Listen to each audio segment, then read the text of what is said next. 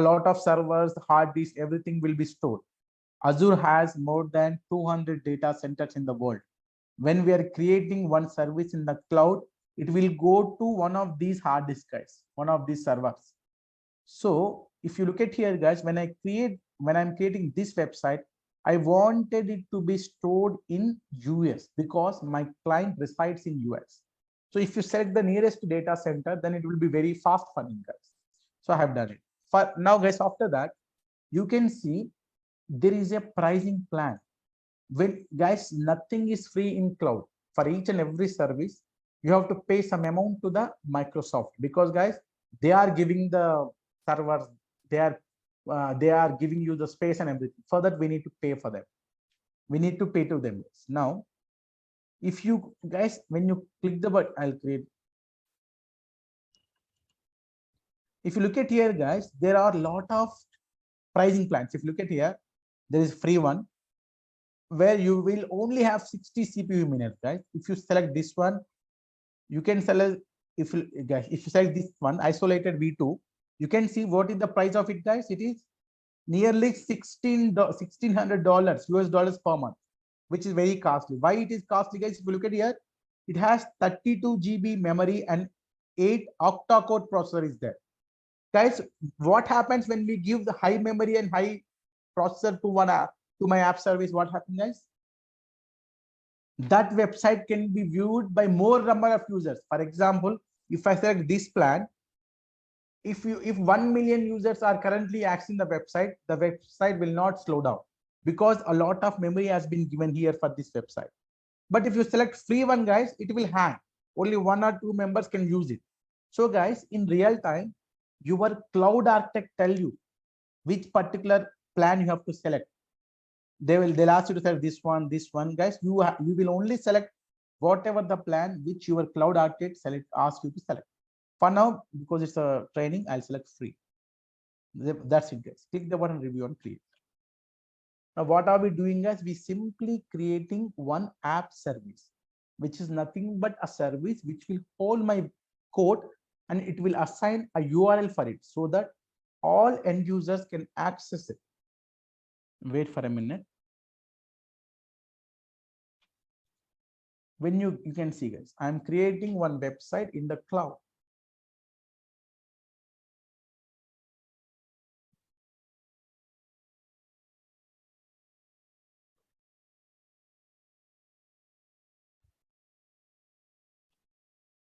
Deployment is in progress. Very simple, guys. We don't do anything, guys. We will actually chill, we will enjoy.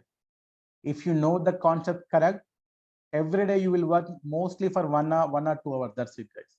Because there is no need to have any worry of writing any code. Yeah, there will be stress, guys. When we are deploying some code to the production, at that time you will get a lot of tickets. Then you may feel somewhat pressurized. But generally, guys, it is a very cool job, this DevOps or cloud admin job, because we will only create services and we will create pipeline. That's it. The code will be written by some other people. The DB will be written by some other people. You only need to create the services and provide the services to those guys so that they can deploy the code to here. Just wait for a minute. Because if you look at here, once the programmer has pushed his code to the repository, there ends his duty, guys. Done. He's happy with the work. Why? Because, guys, you can see the deployment is successful. That means I have created this website. Good. It's an empty website, guys. If you look at, when you click the button browse, what will happen? Because you just created it, it will show nothing. It is telling you your web app is running and waiting for the content. Where is the content, guys? Can anyone tell me? Where is the content?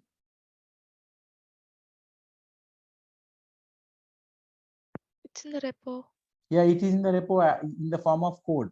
So we have to create an artifact and push the code here. So currently, though I have created the app service, we haven't deployed anything to my app service, guys. So very good. You have successfully created one app service. Good, guys. Now let me go back to the repository. Now we need to create one build pipeline so that we can have our artifact. Guys, what should you do? Go back here, click the button pipelines.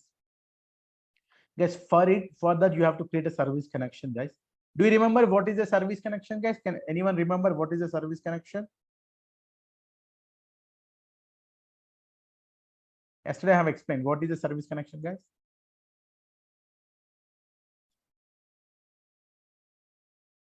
What is service connection?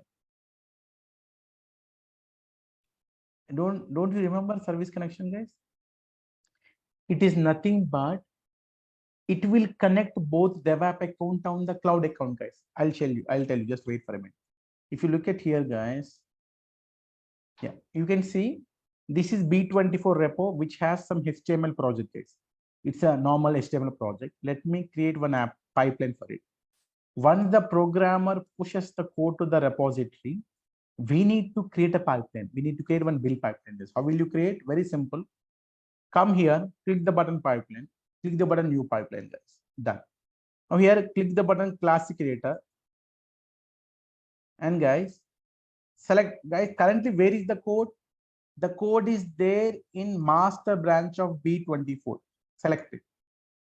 Yes, here, select empty job. And this is your build pipeline, guys. CI is continuous integration.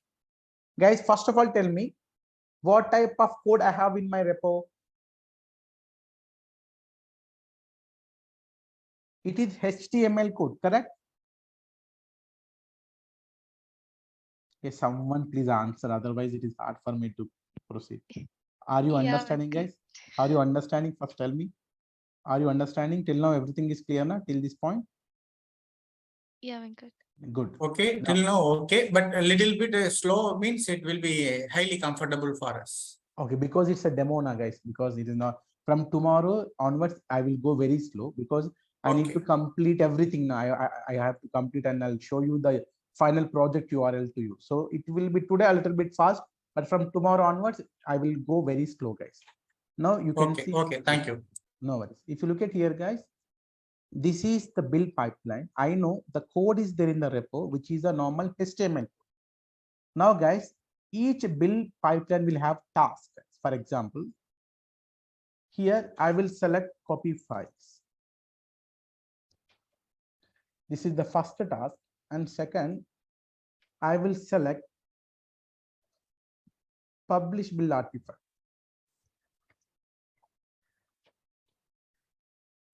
If you look at here, guys, if it is HTML, you only have two tasks, guys. One is copy files, second is create artifact. If you look at here, guys, select this one and just select this I and copy this build staging directory, this artifact directory, paste it here. Here, guys, what are we doing? This particular step, what will we do? Currently, guys, the code is there in the repo, correct? Correct. Now, this copy, if you look at here, guys, this is my build pipeline. Where I am running my build pipeline, I am running it on an agent. Can you see there is an agent? Run on agent. This agent is nothing but, guys, it's a virtual machine or a server. Who will give this server? Microsoft will give a server for us to run this pipeline. Guys, first step, what we need to do, we have to copy the entire files from the repository to the server, which has been given by the Microsoft. So that we are doing it. You will copy everything, star means everything from the repo, and you will paste. This is the location which is there in the server, guys. Microsoft will give one server. And guys, what you need to do, first step, copy the entire files to this location. In the second step, guys, this location has the files. You will create an artifact called drop from this particular folder. Do you get my point, guys? Well, there are only two tasks for HTML. But if it is React, you will have 3 tasks. If it is .NET, you will have 5 tasks. If it is Angular, you will have 3 tasks. For each, if it is Python 4, Java 5. So for each programming language, because guys, you know, the code in the which is there in the repo, it may be a Java code, it may be a .NET code, or it may be a Python or HTML code. You don't know that. If the programmer says it is HTML code, then you have to create this build pipeline. When you run this build pipeline, what will happen, guys? We are actually building the code which is there in the repo. And guys, very simple. Let me save and queue. If you look at here, guys, when I click the button save and queue, save and run, I'm currently running my build pipeline. If you click it, guys, what it is telling, acquiring agent from the cloud.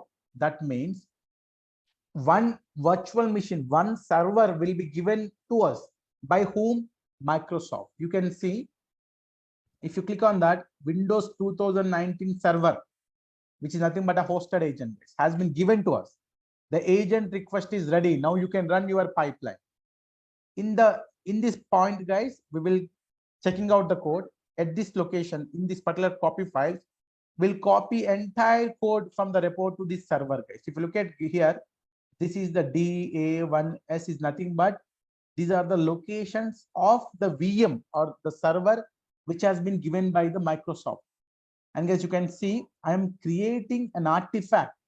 This step, what will it do? From the location, when we copied the files in server, we're creating one artifact. If you look at here, guys, if you look at this pipeline, we have successfully created this. We have, this is the, when you see green tick, the pipeline is successful. We click on that, guys. If you look at here, when we run this pipeline, if you click on this publish, you can see there is an artifact created called drop. What is drop, guys? Drop is nothing but my artifact. What my artifact contains, guys? What does it contain? Artifact will be created out of the repo files, na guys, correct? Artifact is the output of my build pipeline. Will you agree or not? Yeah. So guys, in this build pipeline, what we have done, we have copied the files. Along with that, we build the project. We have seen whether there are any errors or not. When there are no errors in the code, finally you will get one artifact. Correct, guys? What is the output of any build pipeline? One artifact, guys. You can see this is the artifact. I have successfully created an artifact because there are no errors in the code. Once you have the build pipeline, once you have the artifact, what is the next step, guys?